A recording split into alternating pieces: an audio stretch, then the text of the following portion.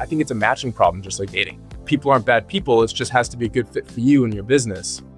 Meet Brian O'Connor, ex-management consultant at Deloitte, a full-time digital nomad with over 87,000 followers on LinkedIn and Twitter, has built a talent business where they hired 91 people in Latin America. A job is just a bundle of tasks. It's just things you want done. And if you don't have clarity on what those things you want done are, your talent's not going to be successful in the link. In today's episode, he breaks down the hiring process depending on the stage of the business you're at, a huge problem that most businesses face when it comes to their marketing and how to fix that. And we dive into how to attract traffic, convert traffic, and validating that traffic by ensuring they're ready to buy. Big businesses buy strategy, small businesses buy tactics. Brian, welcome. So happy to have you here. I'm excited to be here. Hiring talent. It's such a tricky topic, I would say, because some people like myself, for many, many years, love to work alone. But I end up in a position that I need to hire in different parts of my business. And now I see the value in it. When it comes to you, why you enter firstly this world and what attracts you so much to it and help fix this immense problem that businesses have? Yeah, definitely. Okay, so I'm a CMO, right, for small businesses. And so I have clients ranging from usually around, clients usually start around 5 million revenue and they go up to close to 100. And so what we'll do is I'll take marketing plans, marketing strategies, plug them into business to help them scale. Now, that's awesome, but you need people to actually plug into those marketing plans to make it a reality. And so that's what clients say to me. They'd be like, hey, Brian, thanks for the marketing plan, thanks for the marketing strategy, but like, who's going to run this?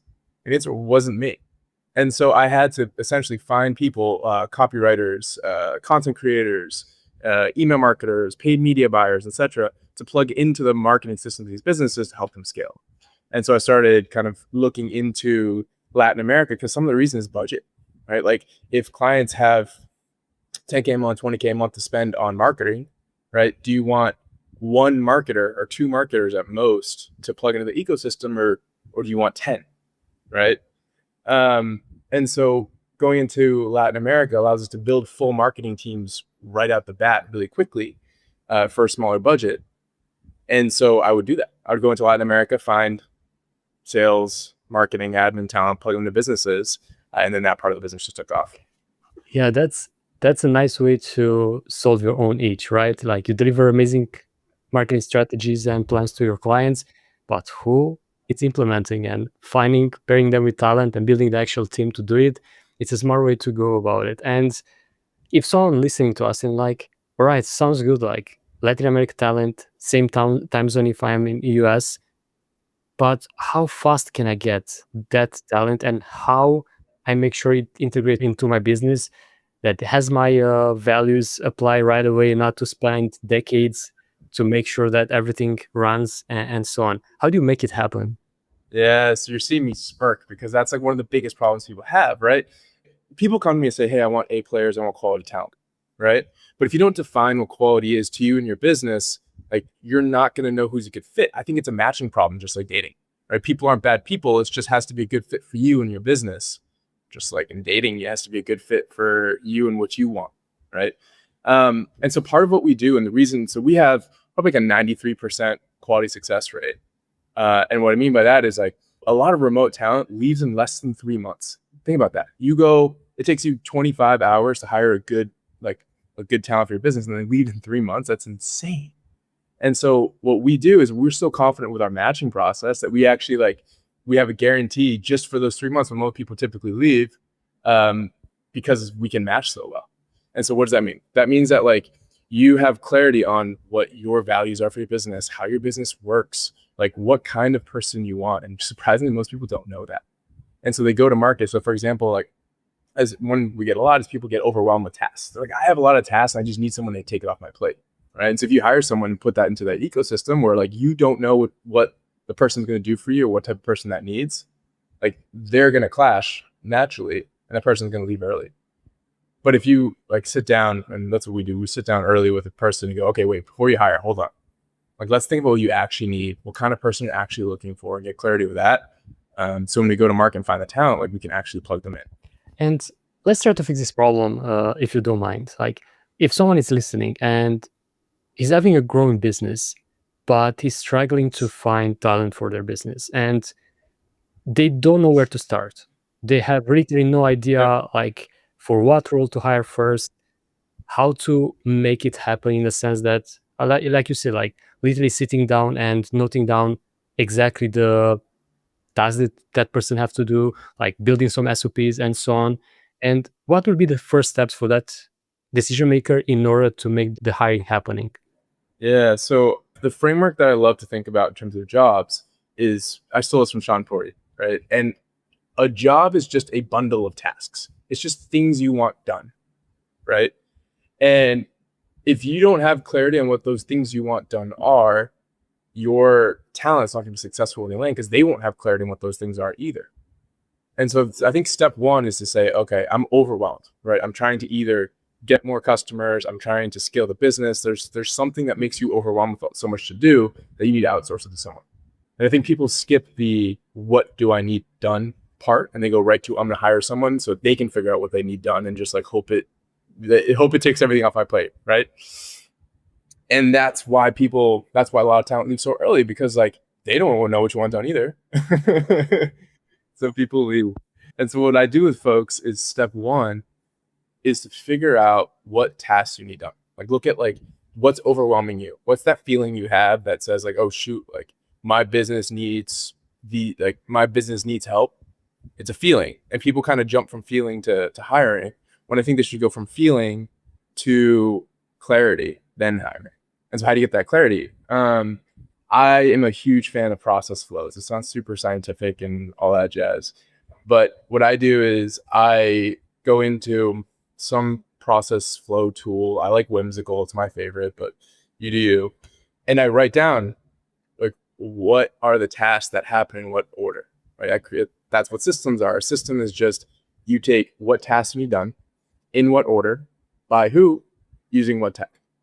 And if you can put that, I like to put that into Whimsical, just to write down where are all the tasks I need done, in what order, and then I flag like who I think should do them and what tech are they going to use to make it happen. And if you can put that into a flow, like you have this wild clarity on what you need done, and then you can easily kind of copy paste that into a job description. Like you know exactly the things you need done and who you need to do them. You'll have laser clarity in terms of like of who you're looking for. Indeed. And while it sounds simple on paper, personally, I used to struggle with this a lot because I felt like, oh man, this part of the job, like one small task from the entire workflow, only I can. Because from different stupid reasons that I have back then, like, oh, I need to give access to my client's basically database. And that's a bit tricky because sensitive information. Then the GDPR came around and made the process a bit harder. So until I figure out personally that, wait a second, I may find a way to provide limited access and they can either enter that loop or skip it entirely and my VA or someone else take care of that. And this is one of the objections that I personally had, and a lot of people I talk to when it comes to hiring is the trust factor. Like how once you lay down the plan, these are the tasks, this is the flow that I need help with. How you overcome that trust barrier to make sure that the outcome that person that you bring in will deliver, plus the fact that you might give access to sensitive information and so on. Well, I think it depends on whether you're trying to build a job or you're trying to build a business. If you're trying to build yourself a job, then great, you should be the only one who has access to the data and you should be the only one who can do everything, right? If you're trying to build a business, then you have to make compromises. And so it depends on what your priority is, right? So let's assume people listening to this are trying to build a business, right? So I'll give you an example. We get 2,000 applicants a role. It's insane. Like versus I think most people, if you would do it yourself, like you get 100, couple hundred, and etc. And part of the reason is we have crazy distribution channels, etc. But some of it is we are copywriting. Right? We write ads and we do copy and all that kind of stuff. And I had this mentality like I'm the only one who can write copy. It's not true. My COO came to me and she was like, "Look, Brian, like you are a bottleneck because you're the only one writing copy, right? This is two options. One is I can say I'm building a job and I'm going to stay and build copy, and I'm going to be the bottleneck for my business, and we can't scale without me, right? That's awesome, but not what I wanted.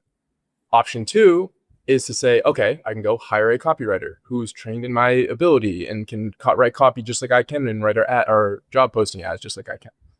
But we don't want to do that. Option three is to say, take a step back and go, what are we trying to do here? Do we really need to write copy in a way that Brian writes it, or can we write copy in a way that someone else can write it? And the answer was like, okay, I was getting in my own way and wanting to write in my style. But who cares if it's my style? I just need an outcome. The outcome I need is clients who are happy with amazing talent. And so we just kind of like flipped the problem on its head and said, okay, how do we design a process and design a business where Brian isn't the bottleneck and you get amazing outcomes for clients? And so we redesigned the process so that we can plug someone in and I'm not the bottleneck. Indeed, that's the case. And personally, it took me years to overcome that. And of course, were different limiting beliefs that I had and so on.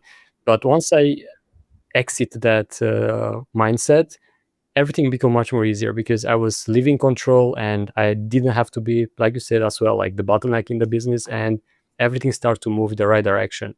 And once you do that, like you have the trust, you have the flow and so on, what will be in your view the next step people should take in order to, or if you want, their first hire? Because I feel some people like they try, oh, I should maybe get a personal assistant, or I should get a copywriter, or I should get a designer, or I should get a marketer, or I should get that and that and that.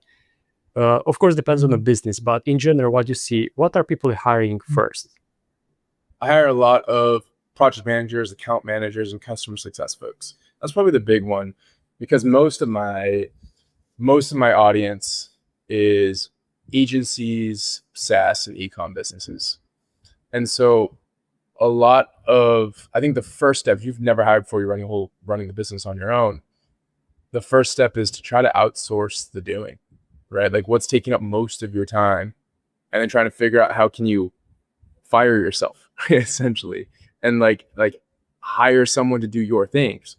And so maybe some of it is like take an audit check, because your goal as a business owner is to hire people, like set up a process, set up a system that works and is repeatable, and then take someone in to run it and then move on to another part. And so for me, my first hire, that was like doing interviews, right? That was taking up a lot of my time. And I was like, okay, there's this interview chunk. And so how can I can imagine I can write interview questions in a process that says like, okay, this is a good interview versus a bad interview, and hire someone to take that off my plate.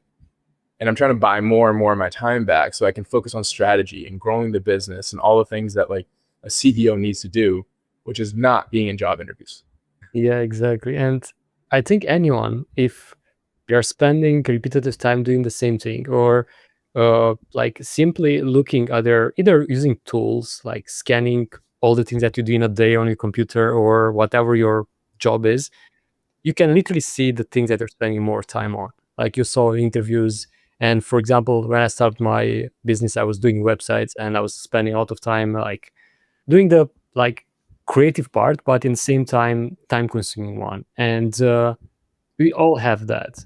And once we do that, like for example, you're an ex-management consultant at Deloitte, like you'll be part of these big businesses that do things differently, like what they do in order to scale. So every businesses are at different stages in their journey, and maybe you can share yours, like from market validation towards like scaling and hiring talent, how it went, and kind of the type of hiring you choose based on the stage that you're at.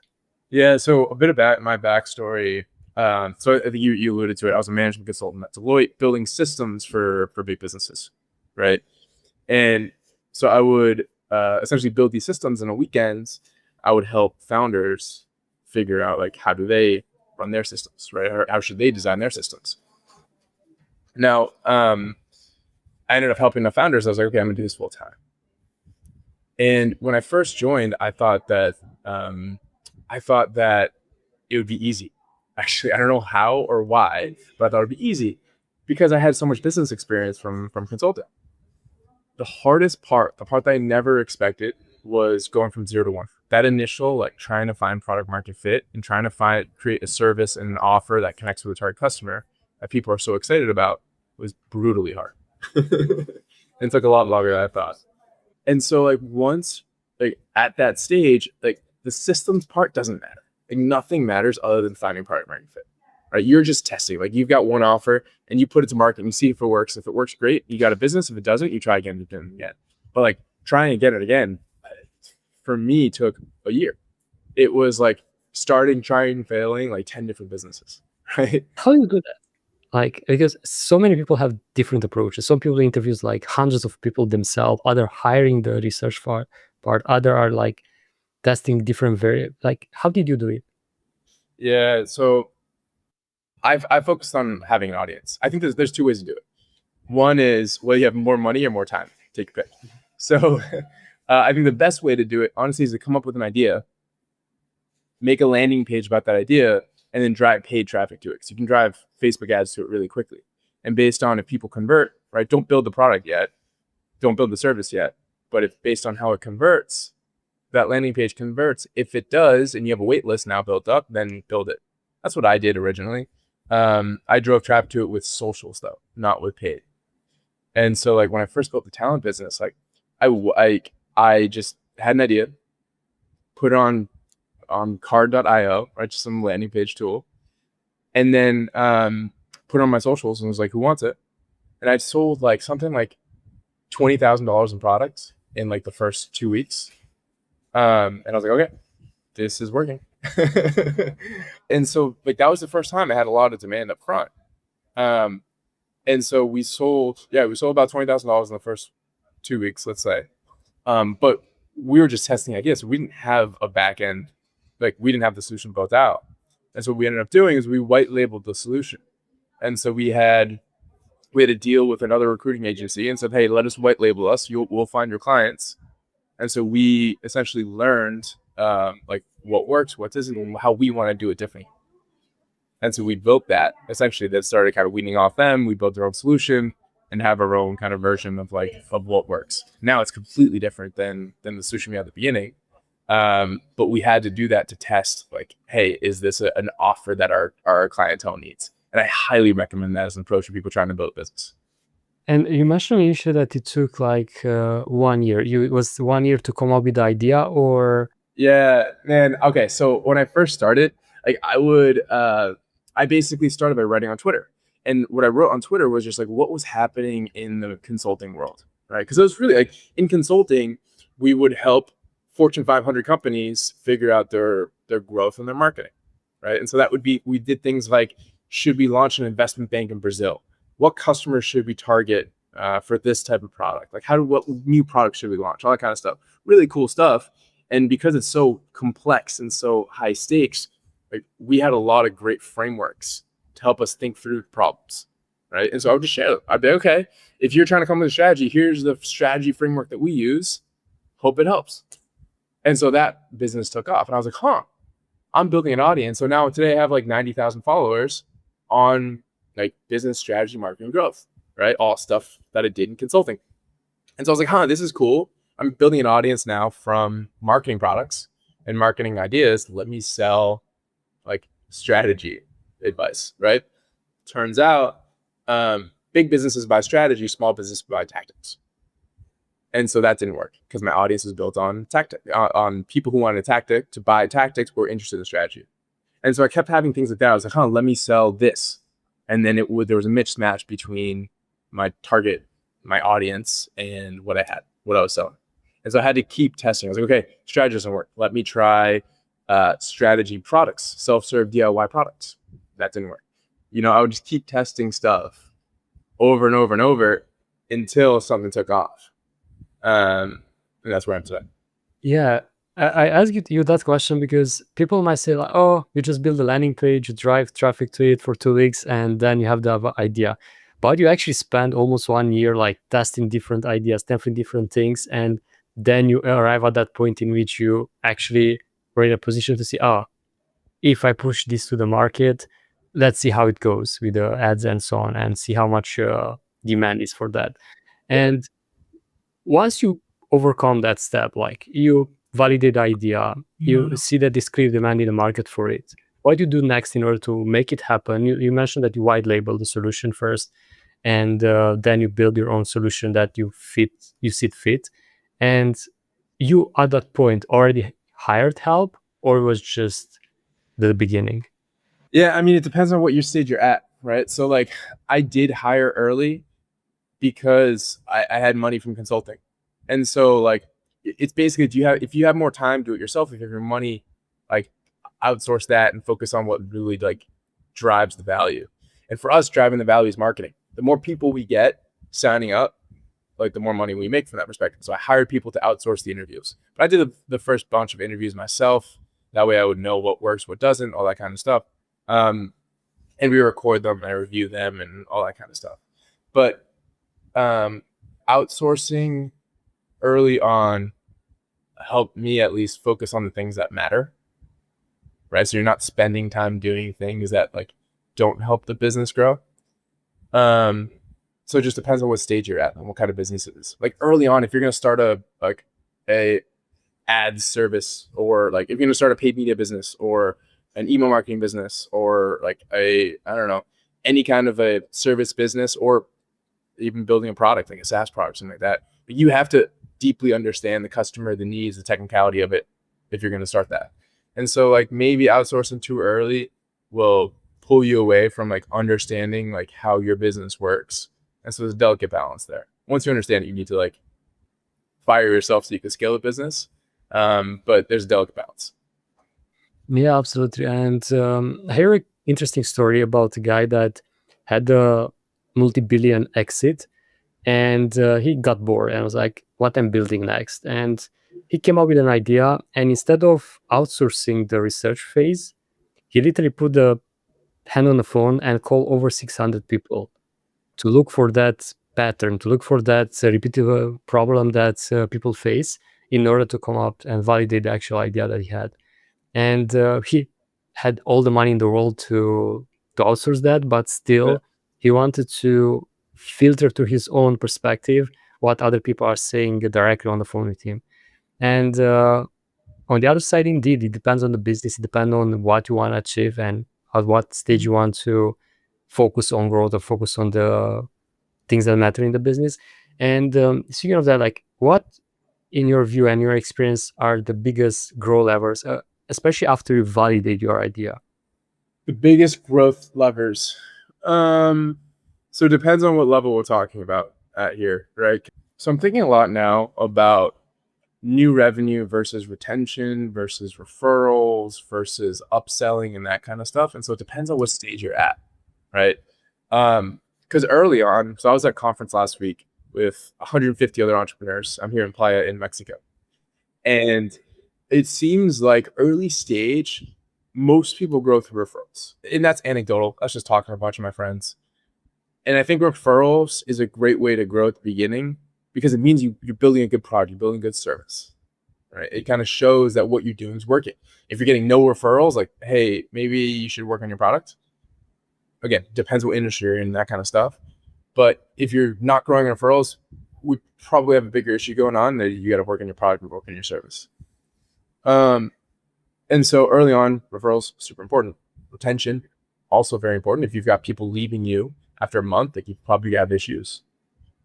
And then upsells, but upsells probably don't matter until, not that they don't matter, but you're probably distracting yourself for trying to build upsells before say 1 million in revenue. And so I'm thinking a lot about those kind of that kind of revenue growth for businesses over 1 million in revenue personally. Now, if you're not at that stage, let's say you're like, okay, my retention is great. Brian, my referral revenue is great. And I'm not at 1 million yet, so I'm not thinking about upsells. Right? Then I would say, okay, great. Now let's focus on new revenue growth. All right. So what's the biggest levers for new revenue growth? Obviously sales and marketing, but what type of marketing? It depends on you and your business. Like you just need to focus on one channel. And so for I think my biggest lesson, I keep repeated learning, I learned over and over, probably every few months, is just focus on one avatar, one channel. I would focus on socials, and it would go great. But great, no, let's add on ads. Right? I feel like instead of just doing more of that one channel. So it doesn't matter which channel, whether it's cold outbound, warm outbound, like paid media, socials. Like focus on one channel and scale that channel. And if you're not at a million revenue and you're thinking about adding on another channel, like just do more of that channel before you do that.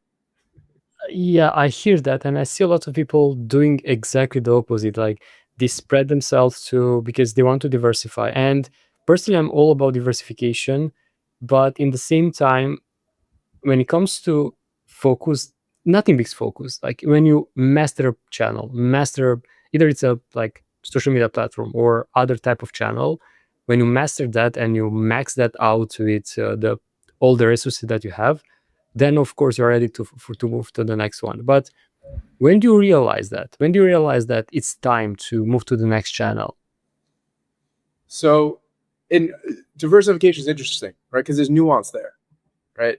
I believe you make your money on concentration, you keep your money in diversification, right? And so like if you're going too early on diversification before you've won the concentration, you're doing things wrong from that perspective. That's a lesson I keep relearning over and over and over, right?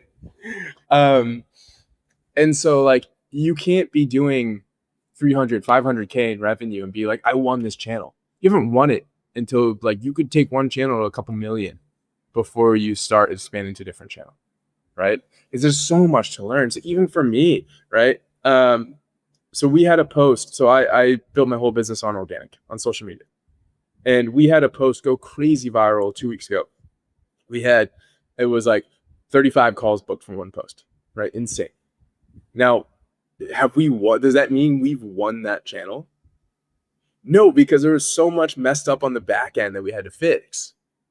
And so if we like, sure, on the front, it looks great. We had 3,000 people reach out to us and ask for a lead magnet. And from the 3,000, it was like, if you look at our funnel, it was like 3,000 lead magnet requests. I don't know, 2,000 DMs, and then like from there it was like filtered down to 35 calls. But there was so much we should have done to optimize that process so much more on the back end in terms of like automated nurture sequences. Like how do we capture and filter to make sure that like the 35 calls, all 35 are qualified and ready to buy. There's so much more to do outside of just making sure that the post goes viral, that like you can't say you've mastered it until that post turns into a million revenue, right? Because like we should have had a solid nurture sequence and a follow-up cadence and like 70% close rates, and like there's so much to do, you know. Yeah, indeed, and that's marketing, right? It's a lot of experimentation, a lot of things that go in the back end that a lot of people don't realize. Like they say, "Oh, I'm successful now. I build like tens of thousands of followers. I'm had few posts going viral, build a huge list, but probably no one is buying from them. What they are doing wrong if I in that situation? So it's hard to tell without a business. So I can tell you what I did wrong. It's Okay. So when I first started 3 years ago, I was so focused on going viral. That was the main thing. I was like, if I go viral in the business niche, there's no way. Like I've idiot proof the business. I'm gonna make a lot of money. That was wrong. And what I've realized is I feel like the posts that booked the most calls were the posts that did the worst in vanity metrics. And so the further along I go, the more niche I get in terms of my content. Now I'm making content, so I have a talent business. But the post I was writing before I dropped on this call was how B2B SaaS companies can hire CSMs to increase their retention. So much more niche than 3 years ago. I was like, Elon Musk didn't spend $1 on marketing. Here's how he grew his business. Right? One converts, the other doesn't. And so if you look at my social posts now, you go, oh my gosh, he got 7 likes. Wow, it's doing so bad. But then you look at the back end metrics, you're like, oh, okay, got it. Versus years ago, you look at my socials and you're like, whoa, we got 3,000 likes, but like no book calls. Right? And so what do you care about?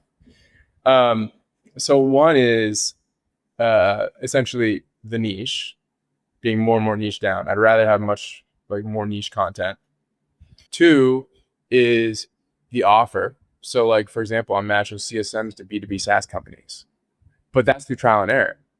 Like I could have tried to do and when it's CSMs, I mean customer success folks. What if I was selling customer success to people who didn't need it? Then who cares how viral my post goes if my offer doesn't match the target customer's needs?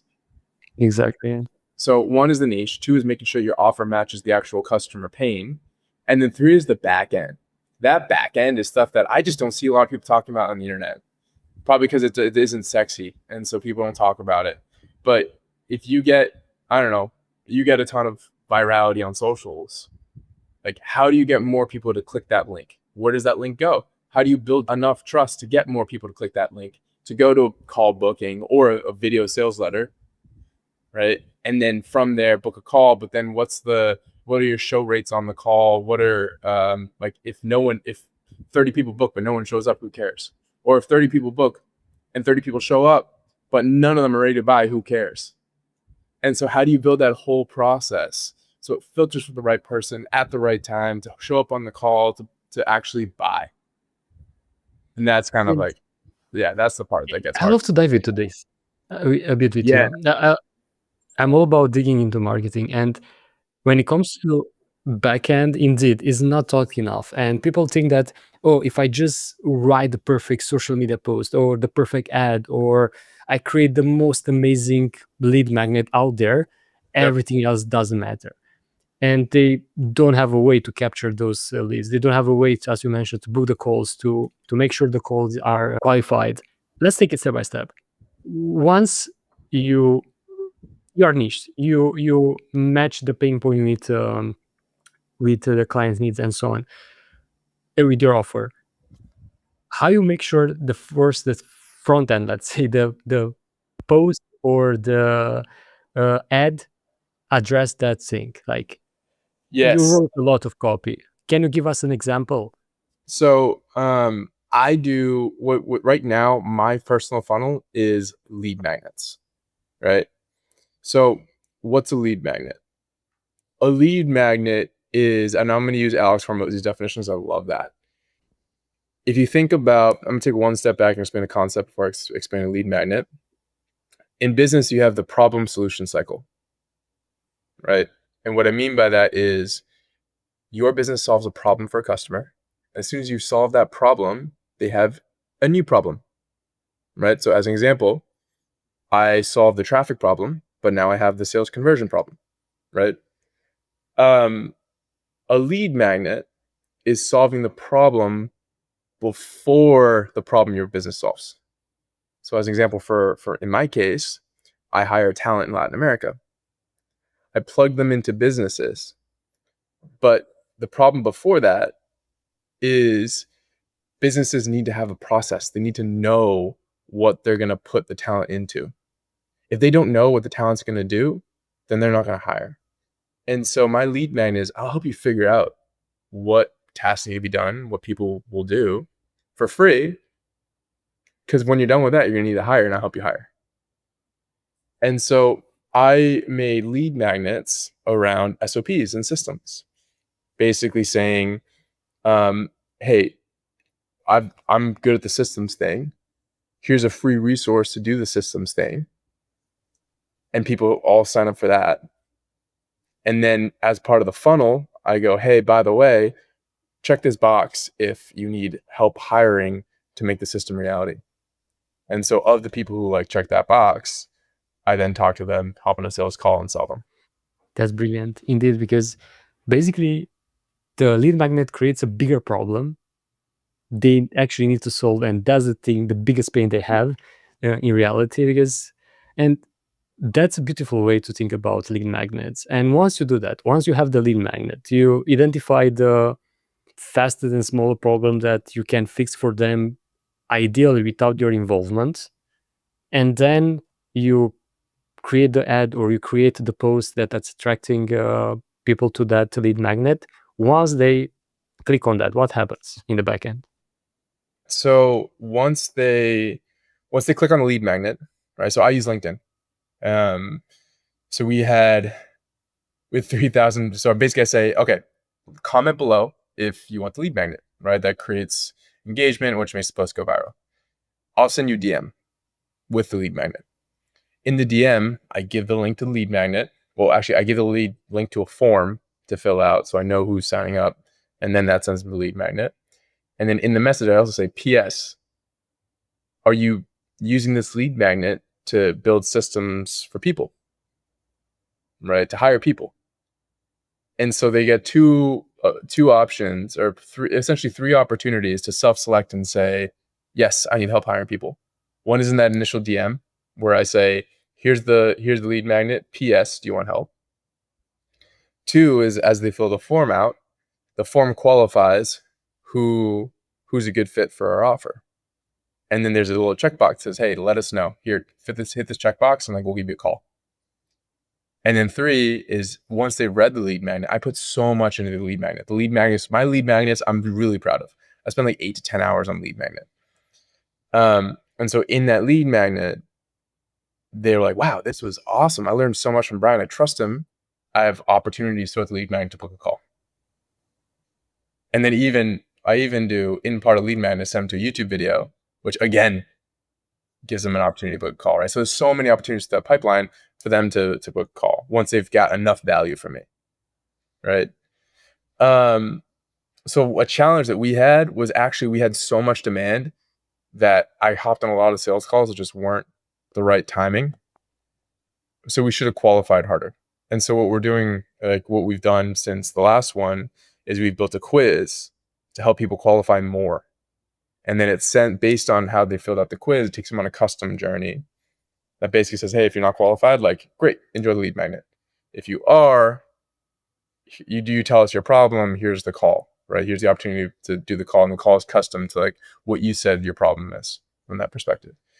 And so that way we've qualified if the person is ready to buy and ready to have a conversation. Love it. And I want to rewind a bit to a word that you said, trust, that lead magnets actually building trust. And I think lead magnets have a bad reputation, and maybe they should rename to trust building factors or trust magnets, or because they have this opportunity to build so much trust because you're actually showing to the person that is downloading or is joining your funnel and so on, the fact that you actually know what you're talking about, you help them solve a problem, and it's no better and faster automatic trust building factor out there. Because of course you can put years of content and you can build over time that trust, but people want and have problems, and they need those problems solved as fast as possible, and lead magnets can do that quite easily. And then going back to the validation part, I surprised me that a lot of people just use the simple like email, sometimes phone and name on their forms for lead magnets. They don't validate their audience in either way, and then spend a lot of time dealing with unqualified prospects. And can you give some specific example of the type of questions you ask them in order to make sure you guide them on the right path in your validation process? Yeah, absolutely. So there's two types of qualifications. One is marketing qualified leads, another is sales qualified leads, right? And so what's a marketing qualified lead? It's just the stuff you can see superficially. So things like how big is the business? Are they in your industry? Simple things like that, right? Are they, I don't know, the right type of person to talk to? Those are things you can easily tell. And we have sales qualified leads, right? Basically, that's more specific than marketing qualified. And so once you're like, hey, these are the right demographics, these are the right ideals, etc. On the form, we use a framework called BANT, BANT, right? That's budget, authority, needs, and timing. If they have those four things, they can pay for you. They have the authority to say yes. They need it, and they need it now. Then they're a likely person to buy, and they're ready to go. And so basically, we're focused on BANT, and we put that in the form, which is basically like, how much are you willing to invest? If it's too little, enjoy the lead magnet. If it's the right amount, we'll help you, right? When do you need to hire? If it's today, it's hop on the phone. If it's 3 months from now, enjoy our email sequence, right? That way, like you actually hop on the phone with people who are ready to go. And I love the last part because indeed a lot of folks think that, oh, I just chat with this individual and was like so hooked, they need my help and they have the budget and so on, but it wasn't the right time. And it's such a missed thing that a lot of people lose a lot of time with that. And are there any way, so for example, if you, I love your example, so that's why I'm asking if you can give more questions, for example, that you can ask in conversation, because I love the PS that you add into sending the DM with the link. And if they download that but actually enjoy the conversation with you and start chatting over LinkedIn DMs or Twitter DMs and so on, how you ask them there to not be very, let's say, too direct or to scare them away and so on, in order to guide the conversation through that framework? It depends on your funnel and how it's set up. I mean, that's usually what a setter does. If you have a setter in your business, that setter asks the questions to make sure you're hopping on the phone. The closer or yourself is hopping on the phone with folks that actually need your thing. And so you can do it either in the DMs or we do a quiz, like make it sound fun. Like, hey, we're going to customize this experience for you. If you fill out this quiz sounds more fun than a test or a form, right? Then like we can personalize this experience for you. And so they fill it out, and the quiz, no surprise, has that BANT framework in there. In the DMs, you can also ask it. You just have to frame it the right way. But yeah, it's definitely important to ask. I mean, it depends on what stage you're at. So for example, for us at the beginning, when we first started doing it, we didn't have enough traffic to like be that qualified. We just wanted to talk to anyone who would want to talk to us just to learn. And so like, I don't think you should qualify on day one. First, have conversations with a bunch of people and figure out what are the BANT metrics that you're looking for. Once you've had enough conversations, you're like, okay, now, before I had a traffic problem, right? I don't have enough people booking calls. Now I have too many people booking calls, and so I have a qualifying problem. It just depends on what stage you're at. And what's next after qualifying? What's the next problem that appears? Closing problem, show rate problem, right? So then it's qualifying, okay, or do I have enough people showing up? Do I have enough people closing? What's the close percentage? So like close percent, it depends on like organic traffic. I expect a higher close rate than cold traffic, like paid media or cold outbound. But then also like if you close too high of a percent, like maybe your pricing is too low. And so like there's like it's complicated. There's a lot of complexity to it. And that's the beauty of marketing a business, right? Because it has all intricacies that goes behind the scenes. And now if someone is listening to us and they realize like, oh my God, I need to get that and that in order, but I don't have the team members to do it. Brian can help. When they can reach out to you to ask for help? So you can either reach out to me through my Twitter or LinkedIn. On both, I'm Brian F. O'Connor, and or go to my newsletter, outliergrowth.com, where I put all the stuff you're hearing now. I write to my audience so you can learn these lessons all the time. It's literally me writing them. So reply to my emails, and happy to chat. My email is brian@talenthq.co. Awesome. Man, thank you so much. And before wrapping up, I'd love you to give those listening or watching a small challenge they can apply in less than 1 week. Something they can go from, I don't have enough traffic to my offer, to, oh my God, I'm overwhelmed. I need to figure out how to fix the backend. Basically, how they go viral. Like, how did you manage that? Of course, you have a lot of followers, but Yeah. any insights they can do in less than 1 week to try it out? Less than 1 week to solve your traffic problem? That's hard. I think it's worth trying a lead magnet. But don't, like, to your point, don't have a bad lead magnet. Like, really put thought into what a good lead magnet is and spend more time on the hook for the lead magnet, to make sure it's actually hooking in the right person. And deliver on that hook, because a lot of Yeah, people like have amazing hooks. They clickbait in, and then where is my value? You didn't solve my problem. exactly. Well, excited. Glad we chat. I think that's definitely had a good session. Likewise, and hopefully those listening or watching took some notes and start applying, because you solve, if they pay attention, you solve a lot of problems in their business. They just have to maybe re-listen to it, take some notes this time around, or use ChatGPT or whatever to get the insights out. But ideally listen to it, because we put a lot of work in this podcast, and start applying those golden nuggets that Brian shared. Thank you so much, Brian, for joining me today. Absolutely. Chat soon.